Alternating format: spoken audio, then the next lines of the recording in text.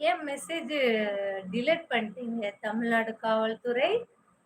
அப்படியே வைக்க வேண்டியது தானே? ஏன் டிலீட் பண்ணீங்க? ஆ? நீங்க தமிழ்நாடு காவல்துறையாச்சே.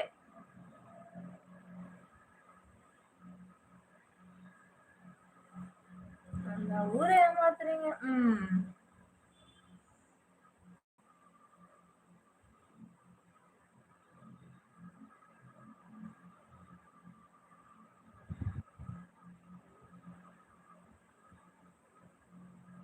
எல்லாம் எனக்கு தெரியும்.